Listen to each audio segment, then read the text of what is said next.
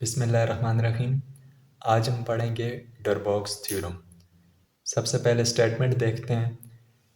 If a function f is derivable on a closed interval a b and derivative of f at a and derivative of f at b are of opposite signs, then there exists at least one point c between a and b such that derivative of f at c is equal to 0। तो डरबॉक्स theorem की statement क्या है कि अगर एक function डिराइवेबल हो, उसका derivative exist करता हो किसी इंटरवल पर ए बी क्लोज इंटरवल पर, और जो इंटरवल की साइड्स हैं ए और बी एंड पॉइंट्स, वहाँ पर डेरिवेटिव की साइन मुख्तलिफ हो। यानी इधर जो फंक्शन का डेरिवेटिव होगा पॉइंट ए पर, अगर वो पॉजिटिव है तो पॉइंट बी पर फंक्शन का डेरिवेटिव क्या हो, नेगेटिव। एक पॉजिटिव होगा तो दूसरा नेगेटिव, जैसे अगर ये नेगेटिव होगा तो फिर ये पॉजिटिव होगा। अगर ये केस हो then there exist at least one point, तो फिर एक ऐसा पॉइंट सी ज़रूर होगा ए और बी के बीच में। इस इंटरवल के दरमियान कोई ऐसा पॉइंट ज़रूर होगा जहाँ पर उस पॉइंट पर फंक्शन का डेरिवेटिव क्या हो, ज़ीरो। तो हम इस स्टेटमेंट को फिर प्रूफ करते हैं। तो for the sake of definiteness, let us suppose f derivative at a is less than 0 and f derivative at b is greater than 0।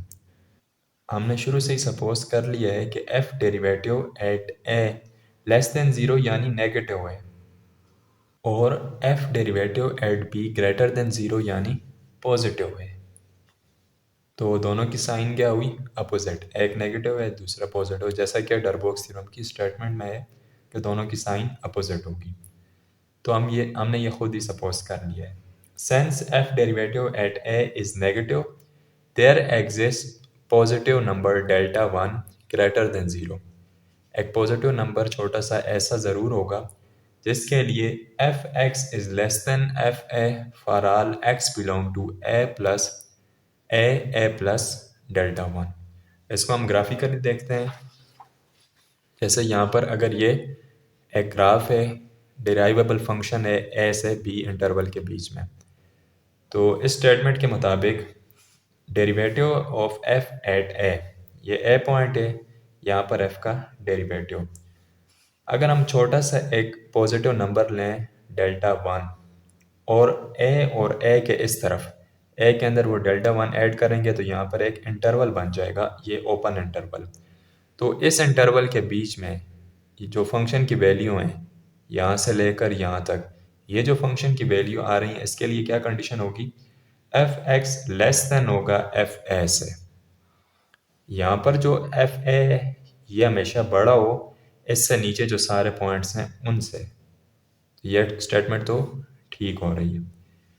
इसी तरह again since F derivative at B is positive, अब दूसरी तरफ derivative positive है तो वहाँ पर क्या होगा, there exist positive delta 2 greater than 0, यानी एक पॉजिटिव डेल्टा 2 होगा such that F x less than F of B for all X belong to B minus delta 2 B. अब ये दूसरा इंटरवल किधर बनेगा, दूसरी तरफ, ये बी है और बी माइनस डेल्टा, इसको हम क्या देते हैं, B minus delta 2।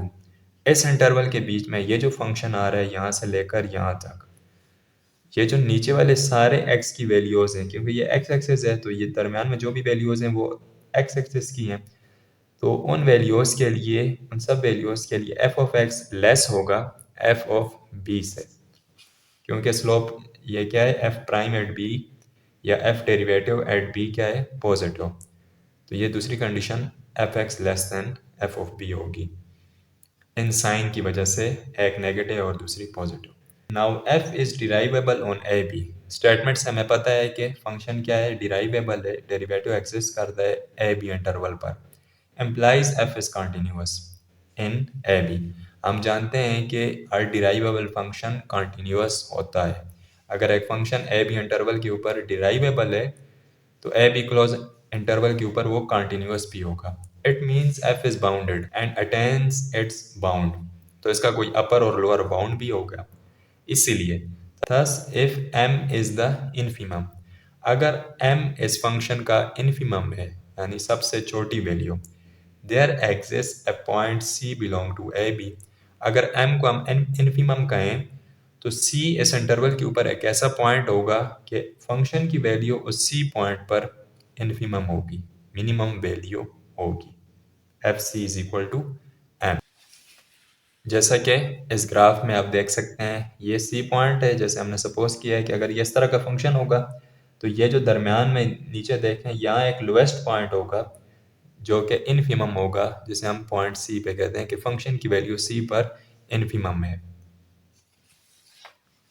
From equation 1 and equation 2, equation 1 और 2, ये जो पिछले पेज पे हमने इक्वेशन 1 और 2 देखी हैं, इनके मुताबिक C is not equal to A and C is not equal to B। इन दो इक्वेशन के मुताबिक C ना पॉइंट A पे हो सकता है और ना पॉइंट B पे, क्योंकि पॉइंट A और B तो बिल्कुल हाईएस्ट पॉइंट है। पॉइंट A और B ग्राफ के ऊपर हाईएस्ट पॉइंट है, यहाँ पर तो इन्फीमम नहीं हो सकता। अगर ये C A और B पॉइंट पर आ जाए, इधर आ जाए, तो फिर तो इन्फीमम, ये कंट्रडिक्शन हो गई कि फिर C पर इन्फीमम नहीं हो सकता। Thus C is an interior point of A B, तो C क्या होगा, A और B के बीच में इंटीरियर पॉइंट होगा, ना A होगा ना B होगा, बल्कि इस इंटरवल के बीच में कोई पॉइंट होगा। Now we have to show that f derivative at C is equal to 0।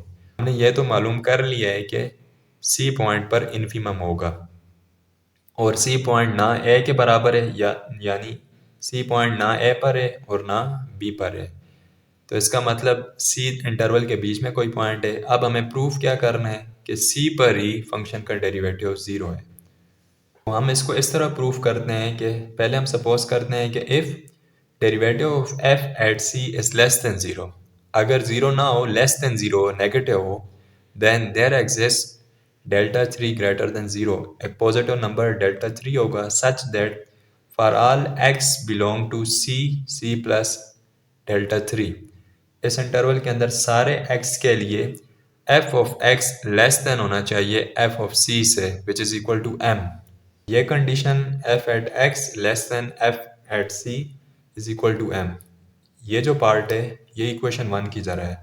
यहाँ पर इक्वेशन 1 में हमने पढ़ा था कि since f at a is negative, फिर f at c is negative, यानी अगर डेरिवेटिव a पर या c पर नेगेटिव होगा तो कंडीशन क्या होगी, f x लेस होगा f a से। अब यहाँ पर अगर हम कहेंगे तो f x लेस होगा f एट c से, लेकिन c से लेस तो नहीं हो सकता क्योंकि f एट c क्या है, इनफीमम।